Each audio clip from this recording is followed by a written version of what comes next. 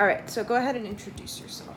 My name is Reverend Dr. Leander W. Hardaway, and I've been living at 830 East 163rd Street, Apartment 2A, and I guess the first floor also for a grand total of approximately 7 years, I believe. Yeah, and what was it like when Seth Miller bought this building or having him as a landlord? Well, the building, when you come to look at the building with the rental agent, and you come in and there's nothing in the apartment, it looks okay because it's paint and just walls. And especially if you catch it on a day when the elevator was working. So it looked like, as 163rd Street tenements go, looked pretty good. So, but once we got in, we realized that there was a problem. One, there was a major problem with the electricity. There were problems with the wiring, and that manifested itself mostly with the elevator because the fire department was stopping here so frequently that we thought that this was actually the firehouse. So you constantly saw firemen going in and out. I was trapped in the elevator a couple of times. My wife was trapped in the elevator a couple of times. Numerous people from this building were trapped in the elevator numerous times. It became something where it was accepted that if you live in this building and you use the elevator, you're going to get trapped in that elevator. And so that would happen. For me, while I didn't like that, that wasn't really the major problem. The major problem for me was almost from the time we walked in, we realized that there was a major rat problem. And that was exacerbated by the fact that you had problems with the holes in the walls, especially by the water, because the rats have ingress and egress because they want water. So you got a problem with the bathroom, and the bathroom adjoins the kitchen. So you got a rat problem in the bathroom and a rat problem in the kitchen, and that's not a healthy situation. And we've killed rats from all various sizes. I had 2 cats when I came in. Okay, now I have 1. The garbage, it was like a running joke, even though it wasn't funny, around this block that this was the rat house. And what happens is the garbage would be unkempt because the people that Mr. Miller had hired were so busy chasing crack holes and things like that. That's what they call them, excuse the expression, that they were so busy doing those kinds of things, getting high or whatever it is, they weren't taking care of the garbage in an adequate fashion. So you just had garbage just being strewn upon other garbage, and it was the overflow was unbelievable. And at any given time during the night or during the daytime, you could see rats running in. You might open up one of the cans to put something in, and rat might pop out. It became particularly embarrassing to me because I traveled around the country doing karate stuff, right, going to tournaments and stuff like that. So a couple of my friends picked me up one day, and it was like 4 a.m. because we were going on a trip out of town. And they saw literally a herd of rats running downstairs into the basement. So after a while, I started having my friends meet me around the corner because it was just embarrassing. That was what was going on with that. But then what happens is the building also was a safe haven for criminals.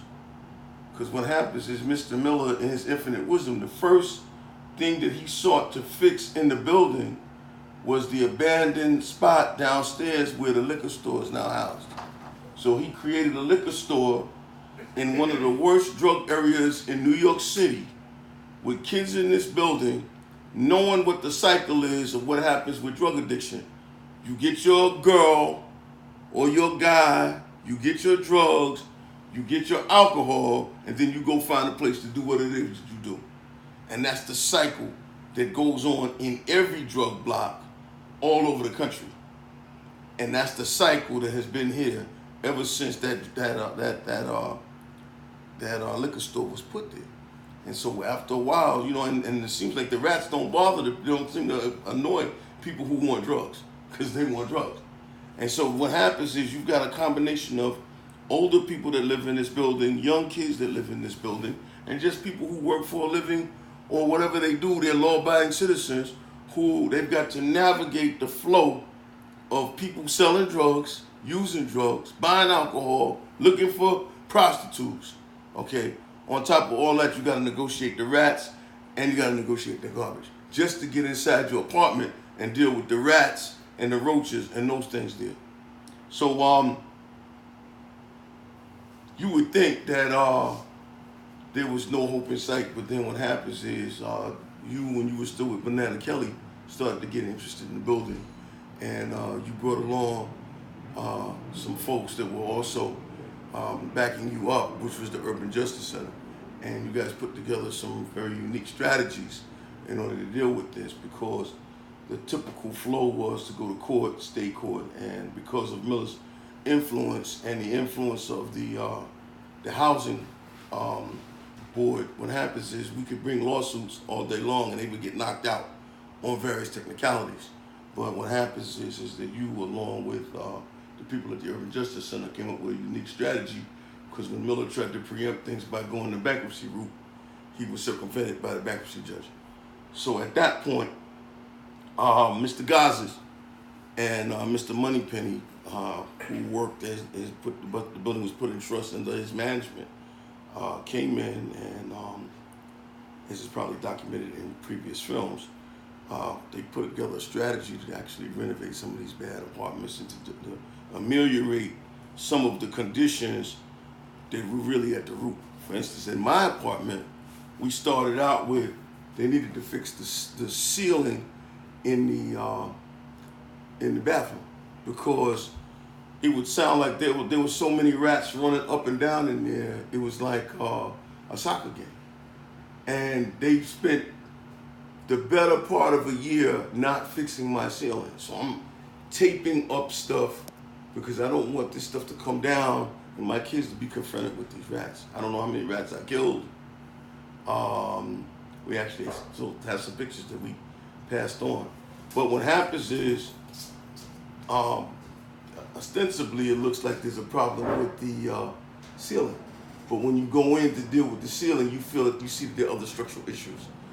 We spent many hours going through that apartment, dealing with the asbestos and all that, to see that the floors were crooked, and that was compromising the beams.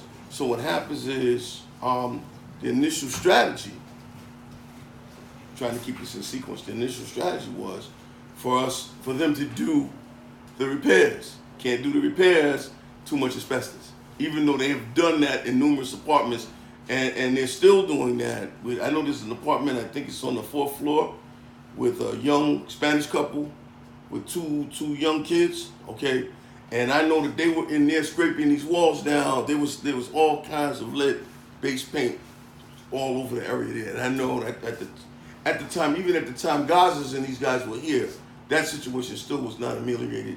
And I kept telling the young man, you got to do something with your kids, because you just can't let your kids stay in that situation. And there have been some kids that are actually being affected by the lead in this building already.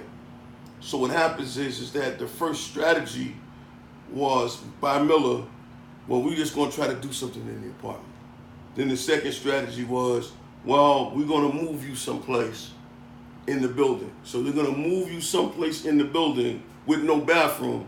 So if you and your little kids can get up in the middle of the night and they got to go to the bathroom, they got to get up, leave the 2nd floor, and walk down to the 1st floor and use someone else's bathroom. Okay.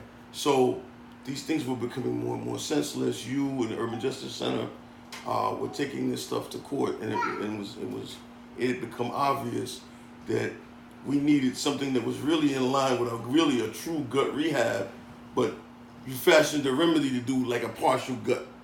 So what happens is my apartment started out as, we're going to paste over some things, which is what they're very good at doing.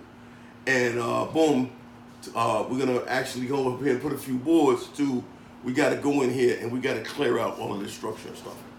At the same time, and you were instrumental in this, they decided that they were going to move the gas lines from parallel to the bathroom and where the stove was to the other side of the kitchen. And they were going to run them there. And what they did was they went into the walls. They went into the walls, knowing that the rats live into the walls, in the walls. They they broke up the walls. They did this in everybody's apartment, leaving huge gaping holes. Oh, don't worry about it. Don't worry about it. Don't worry about it. We're gonna put some nice paper there. Okay. So I guess obviously rats don't shoot through paper. So what happens is now you have all of these holes in your apartment. You've got gaping holes from where they're trying to put the pipes. Okay. They're doing this stuff with individuals. We haven't seen any kind of certifications. Okay. And so what happens is to expedite this, one day, give you an example, you came in and we were looking at some things and we realized that there was a major gas leak. We were probably about 15 minutes from a major explosion in the building. And it was interesting because we were going in and out to let people see the apartment while they were taking pictures. And I had left, and Anna was trying to find me, and she couldn't take the time to do that. She had to call the fire department. They had to break the door down, and they had to actually cut off the main line, and stop all work on that gas right there. And so what happens is at that point, I have an apartment that I can't live in, can't sleep in, can't eat in, can't wash in. So they decided that they had to move me. So they started implementing the strategy of using empty apartments to house people. So they housed me downstairs. I have a 3-bedroom apartment with 4 kids and a wife and a cat. And they moved me into a 1-bedroom apartment. Okay, so I spent the better part of a year myself sleeping on, I wasn't even sleeping on something this comfortable. I was sleeping on basically a non-recliner. But what happens is we started to slowly see that things were happening. We were talking about the fact that the drug addicts had started to take control of the building. They were breaking the doors. We didn't have sufficient locks. Now they're getting high on the stairs. So we brought these things to now the trustee, which was Mr. Gazas. And what I have to say is that I have a lot of respect for, I didn't really deal with Mr. Gazas other than the meetings, but I had a lot of involvement with Moneypenny. And I think that Mr. Moneypenny did an excellent job as the person that handled the management in the building. If you asked him to do something and he said he was gonna do it, he did it. There were like a lot of flies in my apartment that were coming from, nobody knew who they were. And he actually purchased 2 electric fly zappers. And I mean, I wasn't even thinking that he was gonna go that far, but it seemed like he was going above and beyond for the people in the building. So my apartment was being taken care of. I think the greatest thing he did was he hired Sofrito to work as the super importer.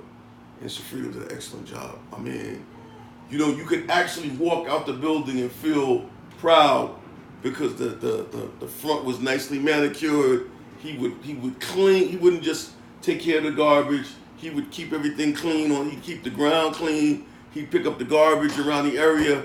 All of the garbage was always kept well. Things were tied in plastic bags. You could tell the difference between the recyclables and what the garbage was.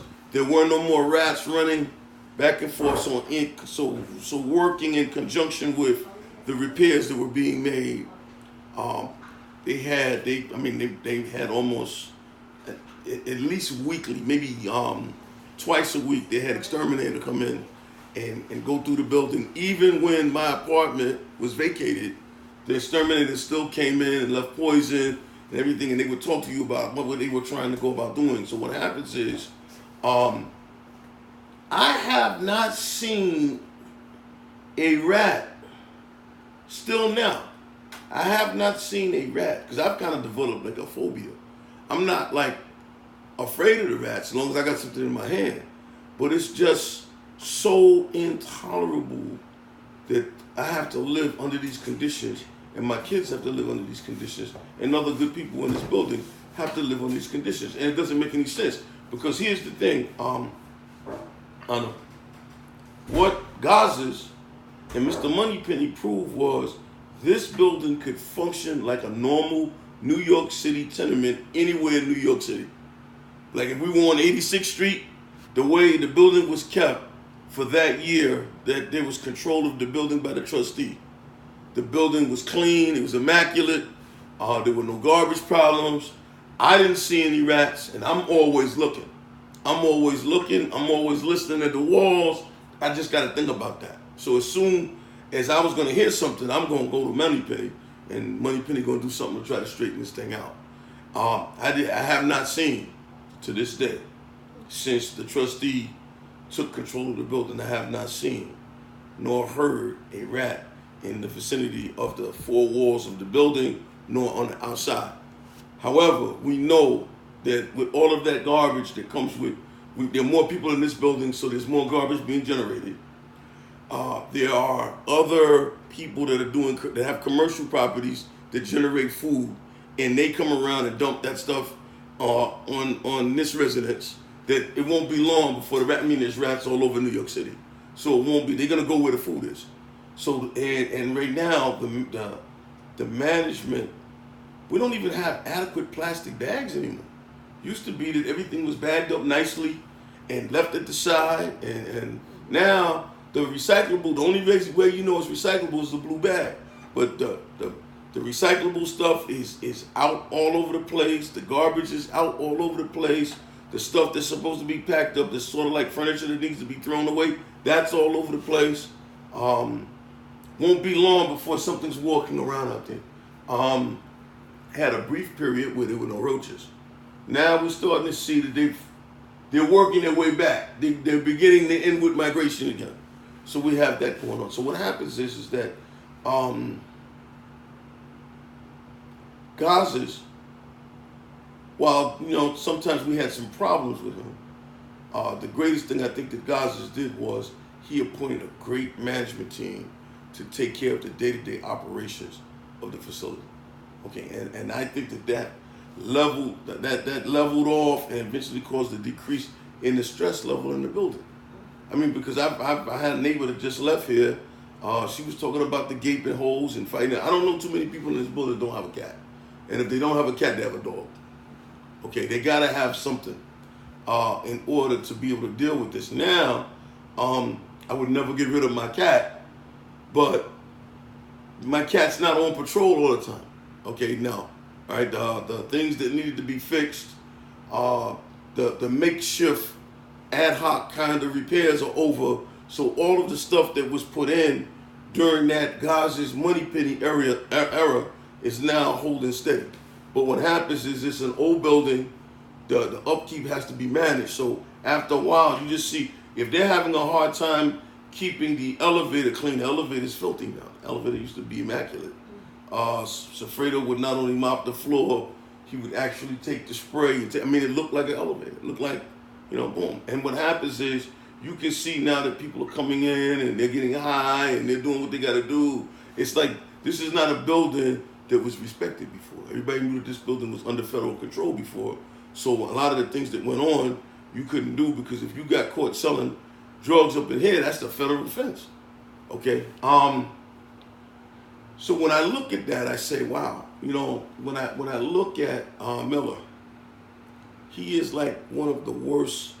In another era, he'd have been a slave trader. He'd have been a vicious slave trader or a slave owner. That's what he would have been, okay? Because that's all he is now. He's a racist. He's a vicious racist. He would not let his people live in these squalid conditions, okay? He would not say to people, I've heard the word on the street. He tells the people that work here now, if the guys congregate, now that's another thing. It's 163rd Street in Prospect, okay?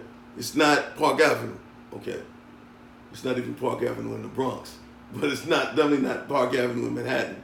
What happens is you're gonna have some folks hustling because they got their liquor store. But what happens is when the building was under the control of the trustee, all of that stuff was to a minimum. Even the cats that were doing their business knew we gotta be kind of cool. So they would do their hustling and they kind of move it along. Now what happens is that we're open for business. We're open for business all day long. And it creates, it drives that element that comes here. Because from the time this place opens up, this liquor store is even open on Sundays.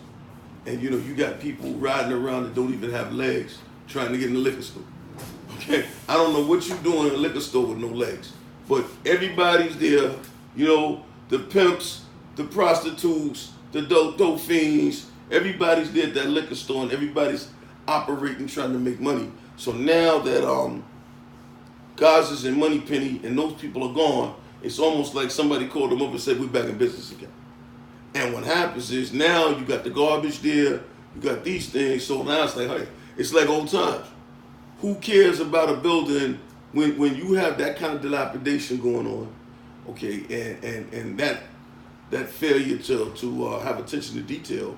Who cares whether you got guys in the front smoking K2, things like this?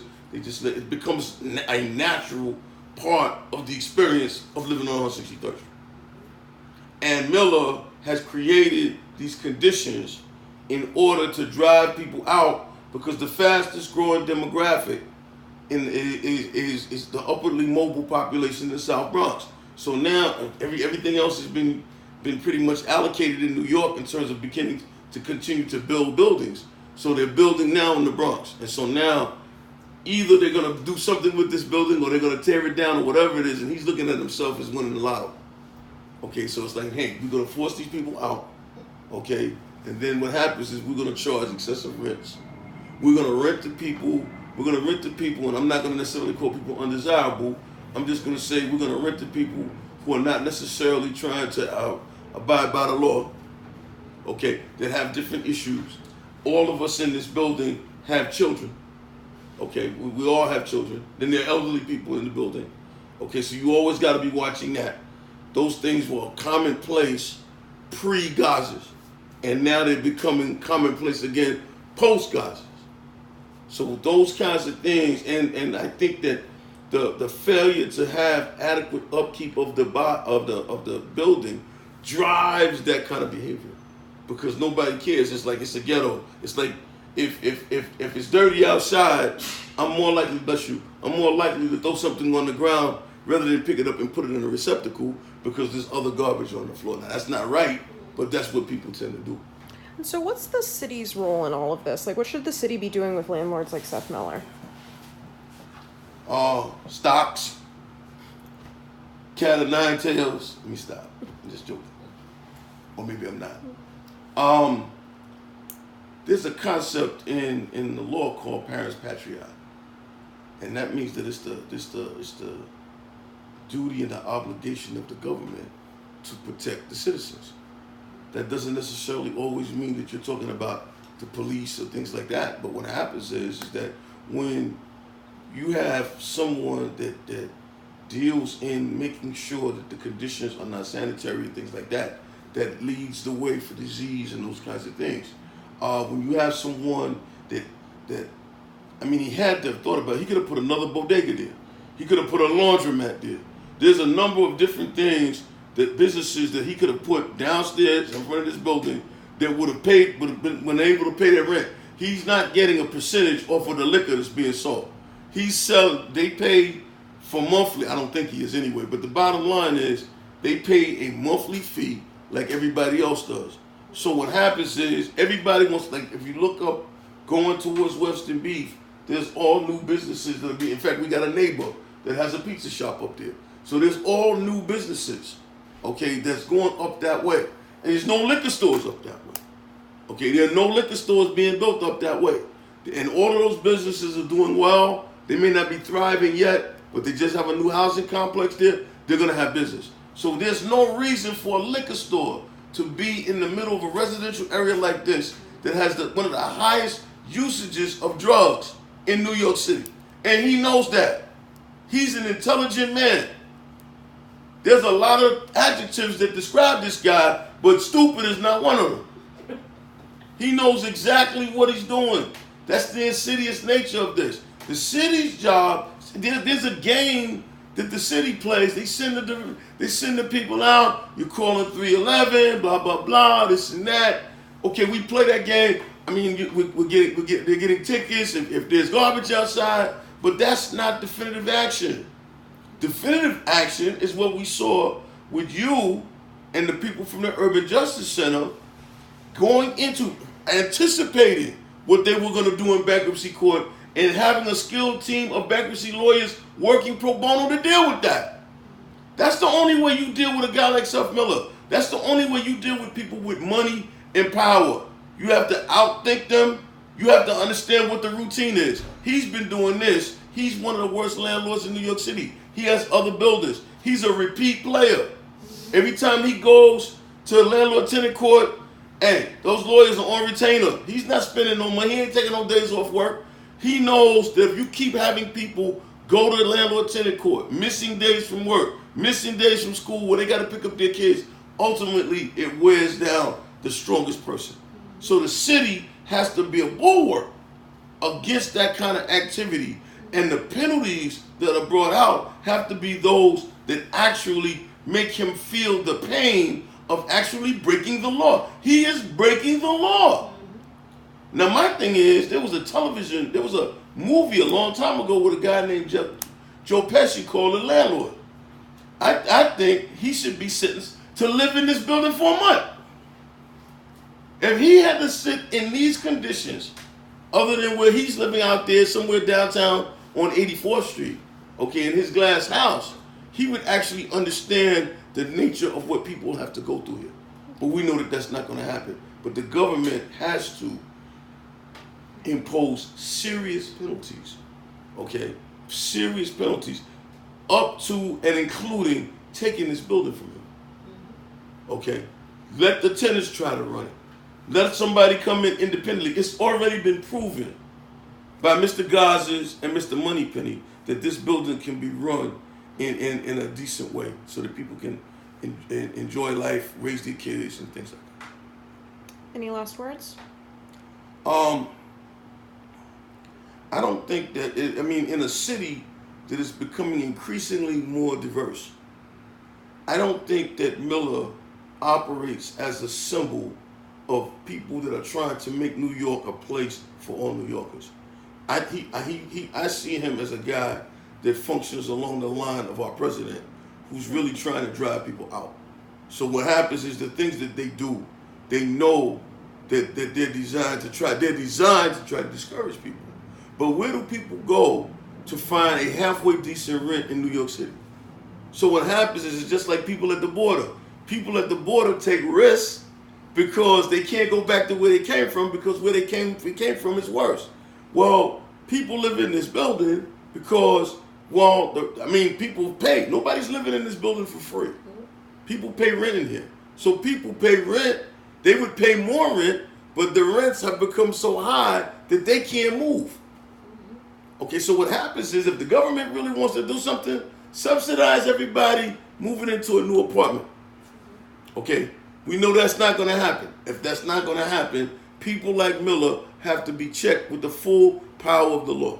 And if the government's not going to do that, we need to vote these people out of office. Special shout out to Miss Teach James. She did a great job with us as we pulled things together, working with Anna and the Urban Justice Center. Thank you very much.